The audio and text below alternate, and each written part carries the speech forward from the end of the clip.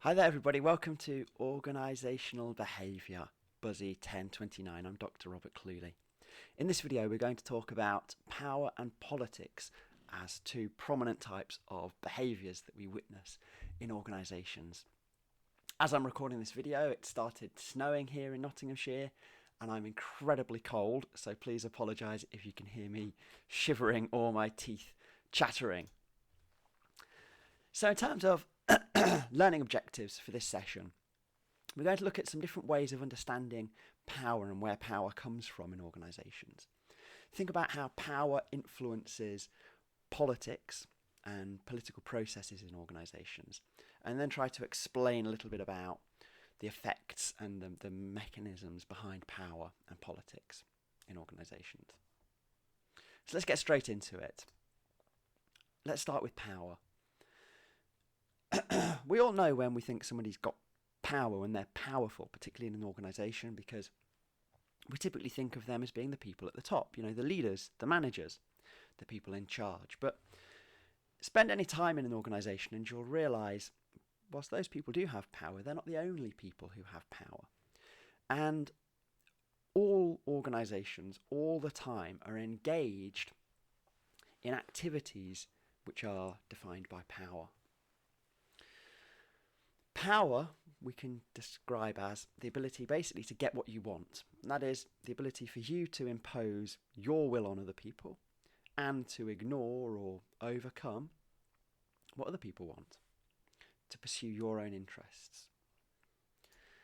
Luke's, a very famous theorist of power, suggests that power generally appears in three forms. The first dimension of power is that it's exercised to secure a favourable decision. When we talked about conflict in organisations, we talked about the win-lose theory or the win-lose approach to decision making, where a group or an individual seeks to win at the expense of others. This is dimension one power, trying to get what you want out of a decision. Dimension two power is power which is exercised to stop conflict, to stop a decision having to be made. Decision three power is power that has become what we might call institutionalized to such an extent that people don't even notice its operation. Instead of being told what to do, people just do it without even thinking about it. This is the third dimension of power. So the first dimension of power is quite visible. It involves somebody deciding you can do this, you can't do this. The second is also very visible because it's somebody saying don't even ask. And the third is you don't bother asking because you know you're not going to get it. The second and third dimensions of power were theorised by Clegg in organisations in his idea of the power of non-decision making. Clegg's point was, in many organisations, power, the most obvious manifestation, dimension one power, the ability to choose who gets what they want, is actually quite rare. Clegg said actually the more common type of power is the power of non-decision making. This is the power to ignore grievances. The power to make those without power not even bothering to raise their grievances because they know they'll be ignored. So that's a little bit about what we're talking about when we're talking about power. It's the ability in some way to shape what all happens in organisations to meet your interests. So how does that happen? Where do people get power from in organisations? We're going to look at four different explanations. We'll see that there are personal sources of power. We'll see that power emerges in relationships between people in organisations. That there are structural sources of power within the formal organisation. But power can also be a type of behaviour. You can gain power through a particular strategy or a particular way of acting in organisations. Let's start with personal sources of power. Psychologists have long noted that some people have a particular need to be powerful. They have a particular drive that pushes them to try to gain power in organisations. This goes back to philosophers like Nietzsche, who talks about a will to power, a will to be in control. McClellan famously argued that we can think of all individuals in organisations as having a need for power, a need for achievement, and a need for affiliation. Some individuals are more driven by their need for power, and this causes them to seek either personalised power or socialised power. Personalised power you can think of as power held by the individual. So people with a high need for power, or what McClellan calls NPOW, a need for power, may seek to gain personalised power, which is to have authority in the organisation. So they will be very focused on advancement of their career, trying to get to the top of the hierarchy, making sure that they can enforce their decisions on other people. They'll seek to be very dominant. People with a high need for power who go down the socialised power route believe in the importance of central authority, believe in the importance of order, of structure, and try to encourage everybody not to commit themselves to them as an individual, but to the authority structure and the role structure of the organisation. So this might involve them projecting their need for power onto people who actually have power, or trying to attain power in the organisation subsequently. Both types of needs for power have real negative consequences in many organisations.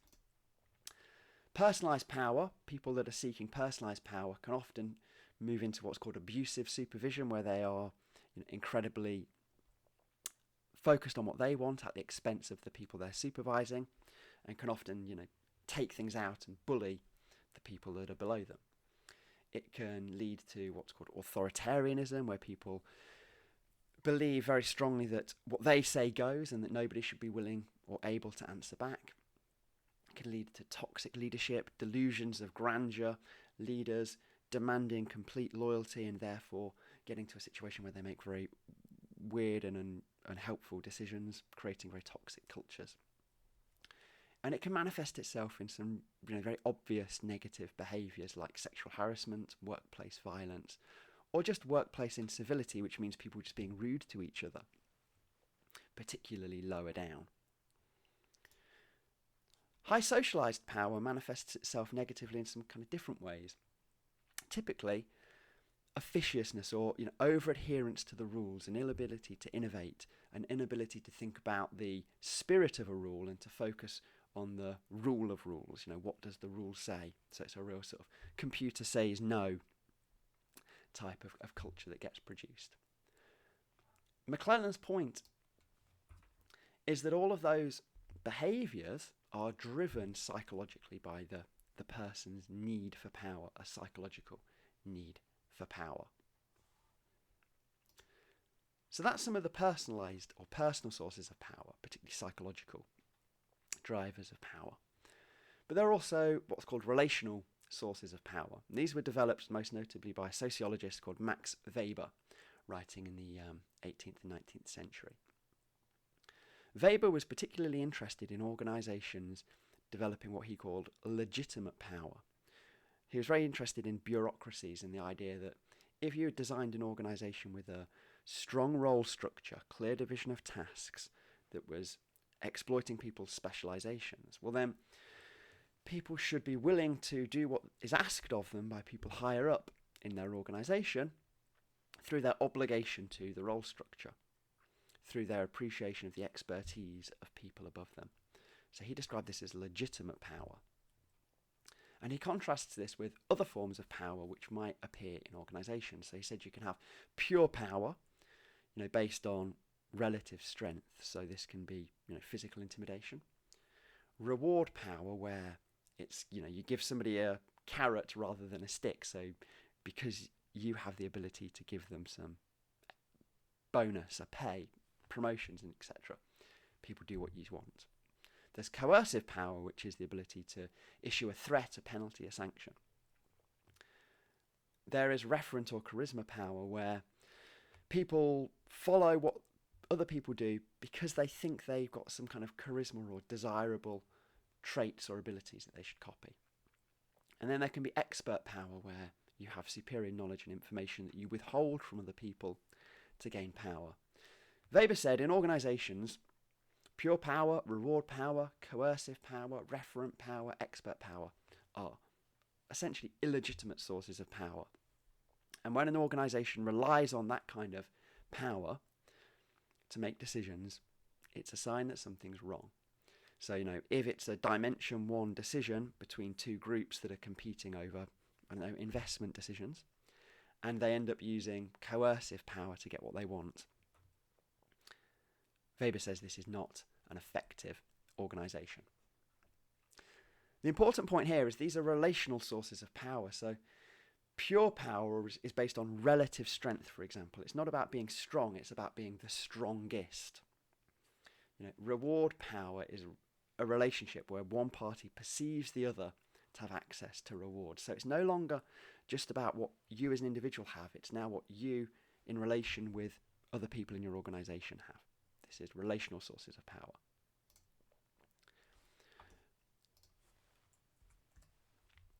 Clearly, though, the personal sources of power and the relational sources of power are very much based on people's perceptions, but power is also embedded into organisations. Not individuals necessarily, but typically departments, groups, or role holders. The CEO of a business doesn't have authority because of who they are. They have authority because they are the role holder. They possess the role of the CEO. And in the formal hierarchy, this gives them power. So here then, power isn't about you as an individual, nor your relationship or perceived relationship, but it's about the formal hierarchy. Where organisational theorists have looked at this phenomenon and looked at power that is embedded in the structure of an organisation, one of the things they've found is that it's not only the formal hierarchy that grants people structural power, it's also what's called strategic contingencies. That is, when something is strategically important to the organisation, the people that do it gain power, even if they don't have a lot of power in the formal hierarchy.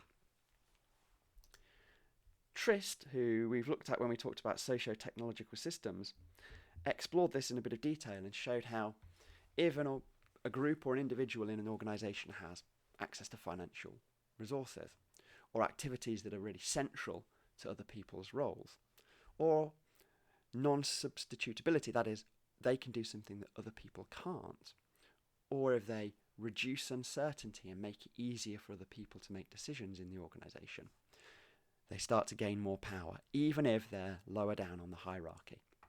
We can illustrate this with Michel Crozier's study of factory maintenance. This isn't a photograph from it, but Michel Crozier in the 1960s, I think, studied a cigarette factory in France.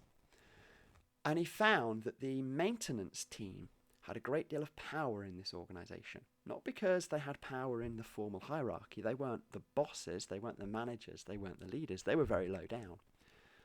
But they were strategically important, because the machines tended to go wrong quite a lot, and when the machines went wrong, the whole factory had to close down.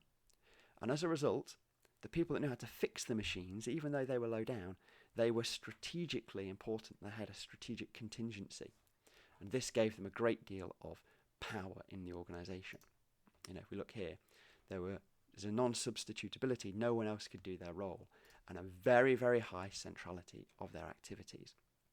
If they didn't fix the machine, the whole factory went down. And as a result, in Crozier's study, even the senior leadership team in the organisation that was paid a lot more and had a lot more authority according to the formal role structure, well, they listened to the maintenance team, gave the maintenance team what they wanted. The maintenance team had a great deal of power.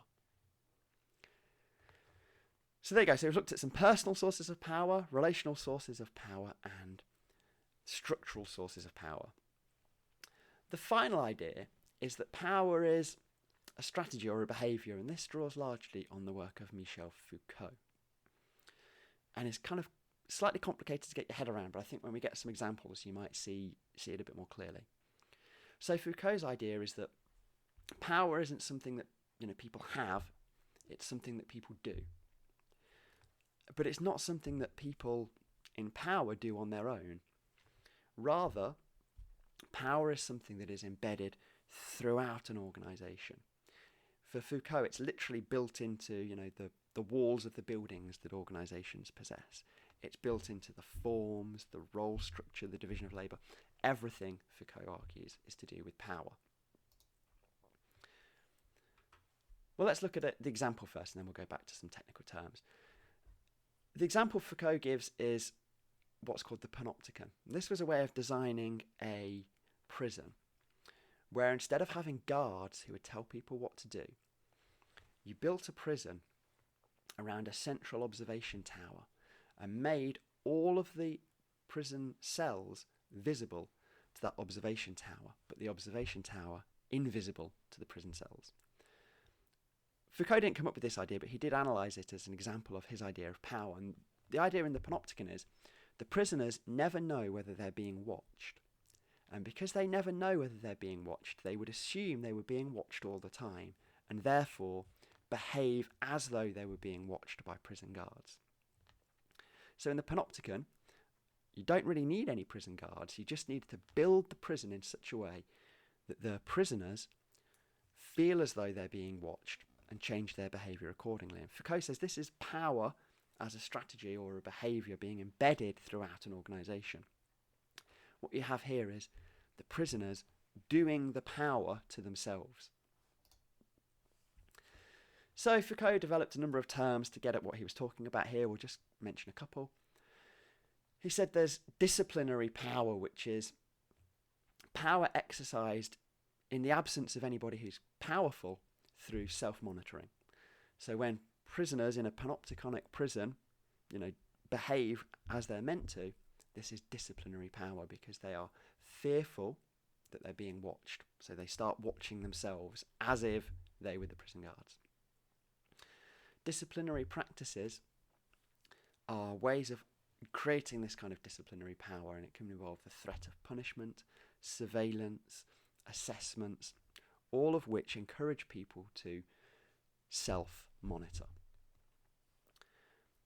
Foucault's term for those kinds of practices is that they can produce what he called technologies of the self, which is the need to account for your actions. So a good example of this might be an essay that you have to produce. This is a technology of the self.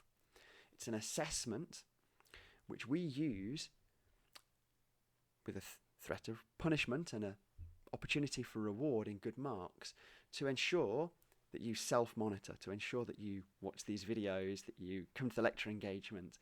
Of course, we don't know you're going to do any of those things, but the idea of having that assessment creates this technology of the self, which should hopefully lead you to moderate your behaviour so that you do something you might otherwise not choose, which is watch these, meandering lecture recordings. In our textbook, Kaczynski and Buchanan, not Kaczynski and Huck-Cannon, they describe a number of different technologies of the self and disciplinary processes.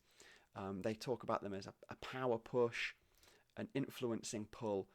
You can go and read into those all you want. If you're really interested in understanding power as a way of strategically behaving, I'd recommend The 48 Laws of Power. It's a really interesting, fun book that argues in organisations there are particular ways of behaving which encourage you to gain, which allow you to gain power by forcing other people or disciplining other people to behave in a certain way around you.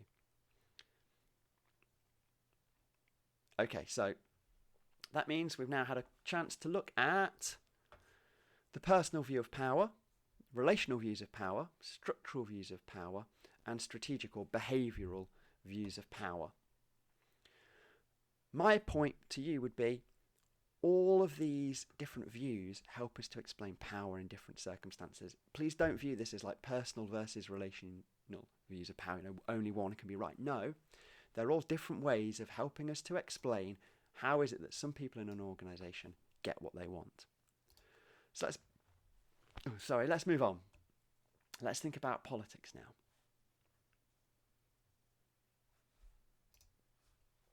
So politics is the process of acquiring and exercising power. Politics occurs when different individuals or groups are trying to impose their will on others, either by acquiring power or exercising their power. One way to think about politics in organisations is as a series of games in which one group's trying to win at the expense of others. So we can have authority games typically played out between managers and their subordinates, in which, subordinates or workers try to get control to do what they want, often to get paid the most for the least amount of work. Managers typically will try to gain authority by playing with their subordinates in a way that guarantees their control and their legitimacy within the organisation. So authority games are games where what's at stake is the role of or the importance of the authority structure in an organisation. There are power-based games which aren't questioning the formal authority structure, but rather are games in which different individuals and groups are trying to align themselves with different types of people to gain power in the organisation. So you might have a sponsorship game where a subordinate tries to gain an informal link with a powerful superior in order to gain power.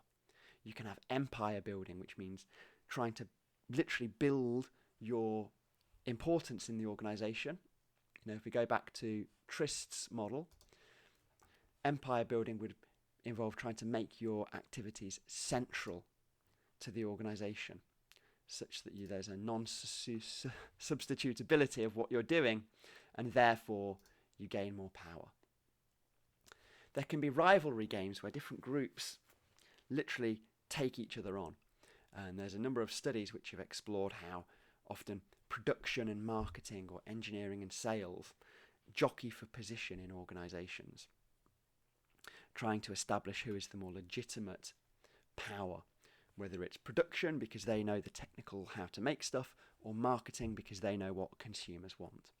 These are rivalry games, and there's been some really nice studies, such as the work of Sarah Kaplan, looking at how those games play out. And then there are games which people engage in to try to change the organisation. So a good example of this would be whistleblowers, who secretly report wrongdoing to outsiders in the hope that they're going to change what's happening in the organisation. A very famous contribution to our understanding of politics in organisations comes from Machiavelli, a medieval diplomat who wrote, probably for the first time, a set of strategies for thinking about organisations, or in his case, states and statecraft, through a political lens. Machiavellianism says, in order to gain power, you have to treat other people as your enemy, and you have to find ways of gaining power at their expense. And Machiavellianism in the workplace and in organisations tends to involve not sharing important information, such that you hold the information. Finding ways of making others look bad, but subtly look bad so that no one can trace it back to you. Not meeting your obligations, but not being held accountable for it. So failing to do something so that somebody else goes wrong. Spreading rumours about your competitors. And overall, Machiavelli says, if you want to gain power in an organisation, you need to play a political game where you don't worry about being loved and admired, but you want to make sure that you're feared by other people. This has been a phenomenon which has been studied extensively in organisational research, particularly amongst psychologists, who have found that people who display Machiavellian behaviours tend to have certain traits, certain ways of thinking. They tend to be very distrustful of others. They have a strong desire for status, strong desire for control. But there's a sense in which they're actually quite amoral, and there's a big body of research linking Machiavellianism to people being quite high on the sociopathic scale. But this is what politics in organisations looks like. Politics involves these kind of Machiavellian tactics, trying to win particular types of games, to acquire power or to exercise power over others. But not all organisations are Machiavellian. Not all organisations are good sites for power. and not all people in organisations are great at playing politics. Research has found that some people have a strong need for closure, that they're not very happy dealing with uncertainty. And when this is the case, particularly if you're a leader who's not happy dealing with the unexpected or uncertainty, you create an organisation which is very rife for politics and power, because your need for closure means you need to make a decision quickly. And this means you're liable to be influenced by different types of political games. People who engage in politics also need to have a relatively high risk-seeking propensity. This means they need to be willing to engage in risky behaviours, because for every winner in the game of politics, there's a loser. For every person who's been made to look bad by a Machiavellian colleague, there's somebody who has looked bad because of the work of their colleagues. So to engage in politics, to try to gain power in organisations, is risky. So the kinds of people that are going to do it need to be willing to take risks. And of course, this can create toxic organisations where the people that win in political games, that gain power, tend to be more willing to take risks. They tend to be more Machiavellian, more sociopathic, less empathetic, less moral. So this is one of the reasons why Max Weber argued that really the best type of organisation is a true bureaucracy where power is legitimate. Because if you have a strong bureaucracy, the ability for people to engage in political games, the ability of people to make their colleagues look bad, the ability of people to fail to meet their obligations so that someone else gets the blame, is massively reduced. The ability of illegitimate sources of power to influence decision making should be written out of and designed out of the organisation. So for Max Weber, bureaucracy, lots of people think of bureaucracy as being boring, stuffy and very negative. For Max Weber, bureaucracy is really the best type of decision making because it gets politics and power out of decision making. But the key point is, different types of people and different types of organisations create the circumstances or the contexts for different types of power and politics to play out. Pfeffer, a very prominent management theorist, talks about this in terms of the structural conditions for politics. So he says, when you have an organisation with a high degree of differentiation, so there's a strong division of labour and a strong role system where there are different groups, different departments, each of whom have different goals. Often their own assumptions about how things work and about who is important and who should be in charge. This then leads them to try to implement or to act differently. Even though they might all be trying to meet the goals of the organisation, they're different individual goals, they're different assumptions, and differentiation leads them to implement their work or to execute their work differently. This leads to conflict, and conflict leads to politics. And politics is then influenced by the distribution of power, which leads to this cycle starting to occur where when there's conflict, different groups try to gain power over each other, which leads to more politics. So you can get what you might call a vicious cycle or a vicious circle occurring. So let's go back to our learning objectives. Well, we talked about the personal, relational, structural and strategic views of power. We've identified some of the political processes that occur in organisations. We talked about different types of political games.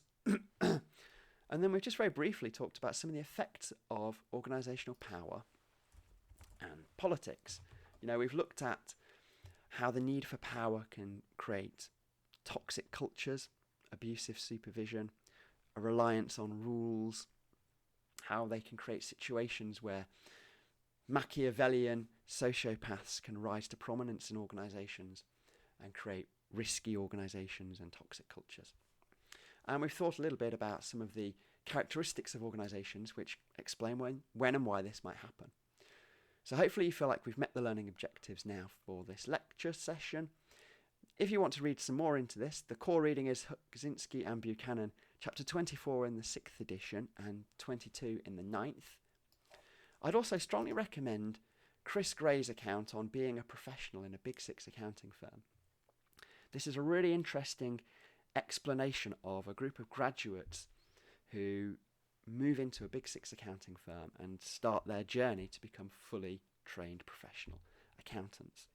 And Gray details how different types of power start to play out and impress themselves on these graduates and how they change their behaviour, both being the victim of power but also trying to seek power in a Big Six accounting firm. I think you'd find it quite a relatable paper to read, although some of the language might be a bit difficult. But if you're interested, this is a really good text to read. If you've got any questions or comments, please go on the Ask Me Anything or the discussion forums for this session. See you soon. Bye.